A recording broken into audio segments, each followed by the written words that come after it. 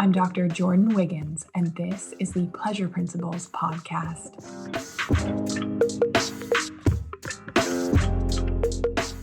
Join me on this journey where sex, science, and sensuality meet.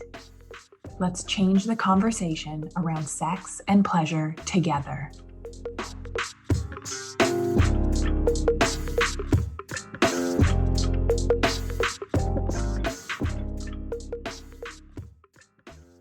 Hello, Superwomen. I don't know if you have noticed, I have been doing confessions on my Instagram on Fridays. They are kept anonymous. Your answers are amazing. The honesty, the conversations that we're starting, it's actually inspired today's episode. So we're going to talk about kinks, fetishes, vaginal smells, and BV. If you are not sure about a lot of these things, you are going to want to listen up. So I had a question. My husband shared some pretty weird kinks with me. He said he just wanted to share and didn't want to act them out, but I am very weirded out. Help. So that was the DM that I got. And I would have loved a little more detail on this one, but the question or the inquiry was general. So we're going to go a little general with some education. So Superwomen, you have read 50 Shades of Grey. You've probably watched How to Make a Sex Room on Netflix, and you're feeling fairly well-versed in kink. You know what flogging is, you know what BDSM is, but there is a lot we have to learn from the BDSM and kink communities. Even if this isn't our thing, it can still be used to expand pleasure, intimacy, understanding. In fact, these topics came up during my retreat in Arizona this past September, the Feminine Mentorship 12-month program. We talked about dominance and submission. And we are talking about the energies of dominance, like masculine, yang, and submission, receiving, feminine, yin, not sex dungeons and getting peed on. Again, no shame if that is your thing. But this retreat, just talking about these energies and presence and letting women be in their power, even if it's their feminine receiving power in and out of the bedroom, was life-changing. Discussing this, doing some practices in person, unlocked new possibilities for all of the women that attended. And they left the retreat with actionable takeaways that they could implement at work, in the bedroom, in intimate relationship, with their parenting. And trust me, okay, when we're talking about energies, like it's not even necessarily sexual. And you can learn that about the BDSM and kink community. We have so many negative preconceived notions. And when we keep ourselves turned off from all of it, we're really limiting our pleasure and understanding of knowledge of what intimacy and the expansiveness that is true human sexuality. So even if you like vanilla sex, I want you to listen because there's something that you can learn from this. And there's nothing wrong with liking vanilla sex if that is your thing. But we're Superwomen. We like to learn. If this knowledge can unlock some things for you, help you with understanding, help you deepen intimacy in your relationship, then it is a worthwhile listen. So a kink is something sexual that someone likes to do with themselves or a consenting partner. A fetish is something that a person cannot get aroused without. So foot fetish is the most common. Was there not a Sex and the City episode where there was a guy at a shoe store that had a foot fetish? Anyways, can't remember. Could be mixing up shows in my brain. Unimportant. There was lots of early literature that says that kinks and fetishes were sexually deviant and wrong, which gives people a lot of shame about them, and they tend to repress them and hide them, and it creates barriers and blocks to intimacy. There's a newer understanding that kinks and fetishes are really only harmful if they cause distress, if they lack consent, or they cause physical harm. And hopefully, by listening to today's episode, you're going to have a little bit of a better understanding. And I think it's very important that we don't yuck someone else's yum, as Emily Nagoski, a sex educator, would say. So if somebody has a diaper fetish and that is what they are into, and they have a consenting and willing partner to participate, that is up to them and their pleasure. Not for me, but also not for me to judge.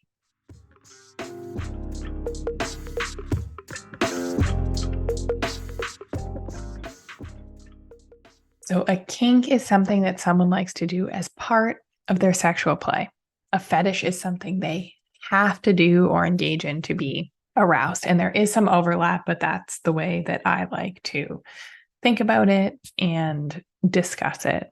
So, for example, having sex in public on your vacation, on like a private beach, or, might be something that turns you on. That's kinky. If having sex in public is something that you have to do to become aroused, then it is a fetish. And no, I am not recommending that you have sex in public. I think that's illegal. Okay. And a fantasy is something that you would want to try, more of a one-off situation. Can change over time, part of sexual exploration. The fetishes are kind of like more fixed. And I know your superwoman brain's like, well, what about a fantasy? So we'll just throw that in there. So how come fetishes, kinks develop? These are a few theories. The first and sort of most widely accepted is early experiences and associations. We have some sort of arousal association and a fetish. So, for example, if the smell of your partner's cologne arouses you or brings you back to those early dating experiences, it's something that he only puts on date nights, and smelling it like reminds you of that. It brings you to that place. Something similar happens with experiences and associations in our brains with fetishes. So if you were aroused and looked at a body part or an object that's not typically sexual, your brain can form a sexual association. So maybe you were watching a movie as a kid. American Pie comes to mind. I'm dating myself. But if you were aroused and saw that scene about pie, you could form an association. Maybe you want to try it. Maybe it's like a fantasy, but if you formed an association and need pie to get off, that would be a fetish. If using pie or like warm foods was like that could be something kinky if you do it from time to time. Or maybe, and this is another theory, and this is why this isn't black and white, but maybe the desire was always there, but because you're seeing it, then you are forming an association. And I would like to make a note for all the superwomen listening. We see lots of vanilla sex scenes, and those would be just male, female kissing, maybe some oral, penetrative sex, mutual orgasm. And by seeing those associations or seeing those scenes, we are strengthening those associations. We also have 1 in 2 women with sexual dysfunction. So if those things were vanilla sex scenes, male, female, was imprinted, is that what we really want? Because we know that sex is not a drive, that sex is a reward system. So the more good sex we have, the more good sex that we want. So it's just kind of curious to me that if we form associations and what we're shown a lot of is vanilla sex stuff, I don't know, just saying. So another example, you might associate a certain hotel, vacation spot, smell with arousal. Fetish is the same, but with an object that's particularly non-sexual. and the person cannot get aroused without. Another theory, the sensory map of the brain. See, some of the stuff that I learned in like pre-med, and you just think you're never going to use it again, but it's interesting that the most common fetish is feet, and feet and genitals are beside each other on the sensory map of the brain. This is areas of the brain that respond to sensory stimulation. So there's a thought that there could be some linking due to neurologic misfiring, that if you think about feet, you will feel arousal in your genitals. Also, some like acupuncture or Reiki points on the feet that are thought to stimulate arousal. So again, none of this is like proven black and white, but it's all just theories. A third theory is imprinting. So from a Pavlovian conditioning perspective, fetishes are seen as the product of associating early and rewarding sexual experiences with objects, body parts, actions that aren't necessarily sexual. And maybe this explains why different people have different fetishes. So with this neural pattern or wiring, if we were making an association or imprinting a reward, or there's a place in our brain that has the common or like stimulus, and it's just about what neurons were firing or the neural pathways that were being created at the time to associate, to imprint. Neural stimuli can become eroticized when we pair it with arousal. And this is something that we talk about and teach. Taoism, Tantra, learning to orgasm through pairing different stimuli means that you could learn to orgasm from nipple stimulation if you wanted to, or penetrative sex without clitoral stimulation. And again, these are erogenous zones for most people. So I'm not talking like kink or fetish, but you could make stimulating your nipples orgasmic. So the same sort of thing can happen with kinks or fetishes. It's just not a like commonly accepted erogenous zone. And when we're talking about learning to make sex and intimacy better, like a lot of super women want to do, we are talking about how to create that stimuli for the women in the Pleasure Collective.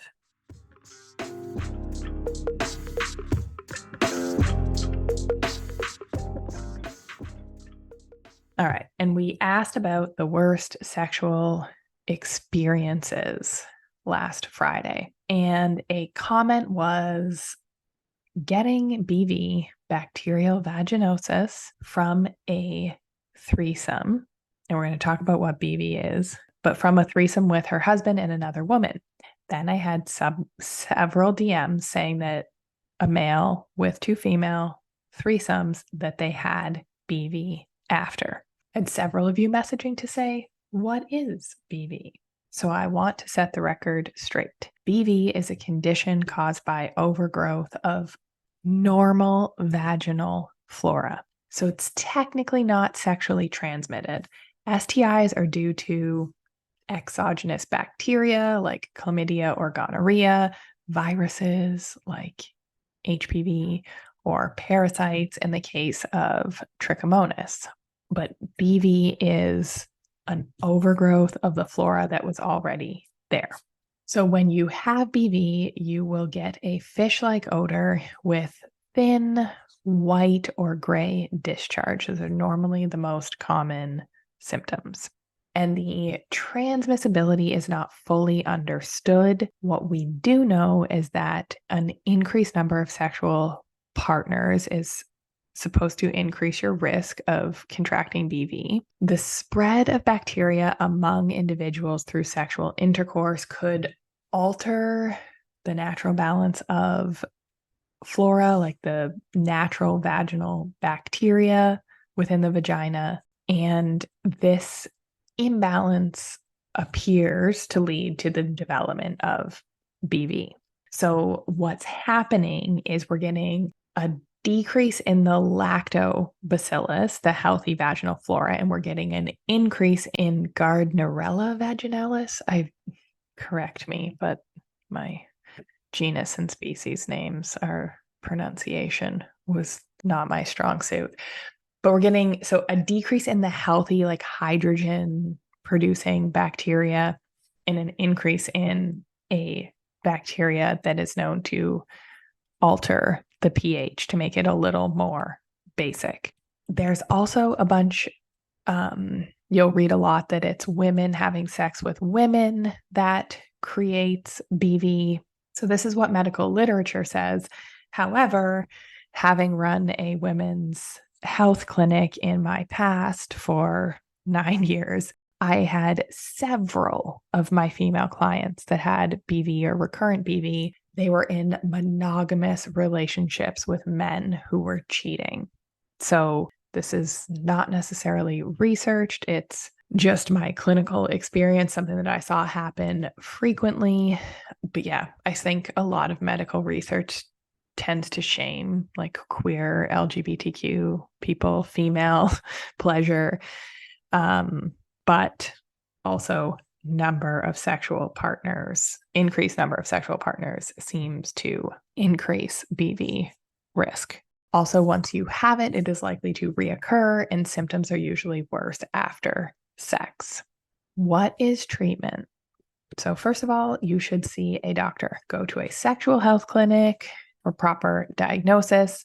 We're doing a vaginal swab. We are looking for clue cells. We're testing the pH. So a pH of 4.5 or higher usually indicates BV. Common treatment is antibiotic, clindamycin, or Flagyl, which is an antibiotic antiparasitic combo. Usually you will need to take these more than once because often BV becomes recurrent.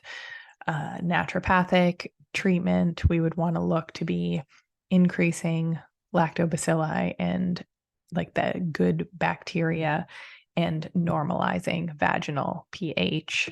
Obviously, protected, safe sex should help decrease your risk as well. So with this, I do want to note common vaginal smells. What is normal? What is abnormal?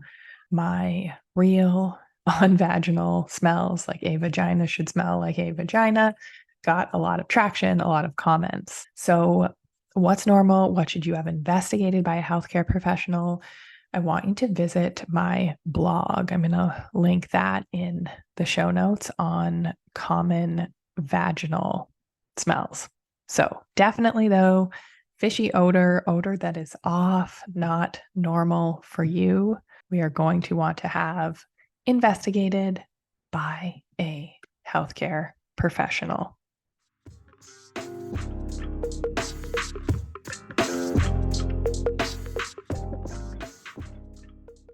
If you look like you have it together on the outside, the job, the money, take the vacations, you probably even get some Botox, but you know something is missing. You're longing for more.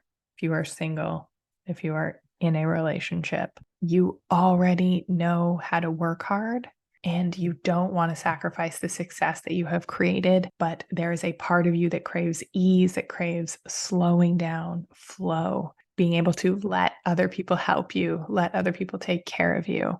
I bet you didn't know that there was a way to prioritize both hard work and success, as well as learning how to have another gear, how to hang up your Superwoman cape from time to time. It's time to fill the void with pleasure. It is time to not take this crap into 2024, the overwhelm, the exhaustion, the lack of fulfillment. And it's time to make 2024 a year of fullness, better sex, better connection, better health, more wealth, with ease, with a community of amazing, successful, like-minded women. I want you to apply to the waitlist for the Feminine Mentorship. We're going to need your name, email. I'm going to have you answer some questions. So I am only taking 15 women. We already have a ton of applications. I'm going to be opening up my calendar for a connection call. And this is where really, I know you're You're already called, you're already interested. So apply if this feels good and you know it's for you. You just have a few little questions. And you can also always ask me them on Instagram on a DM. But if this feels like it's for you and you just want to be sure, and I want to be sure, I want to be sure that you are a fit and that one-on-one work or one of my programs isn't better for you. This needs to be a two-way street. This is why it is application only. I am very protective of this highly curated experience. So if you are interested in having 2024 be the year, better sex, more connection, more ease without having to give up yourself and your success, apply for the mentorship 2024. Visit thepleasurecollective.com/feminine mentorship. And you can also check the link in the show notes.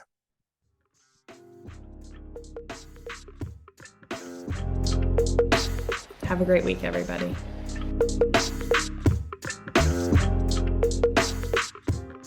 If you like what you heard in this episode, leave me a rating. Your support helps me get discovered by more women like you. Together, we can change the conversation around women's sexual health and pleasure for you, your partners, and generations to come.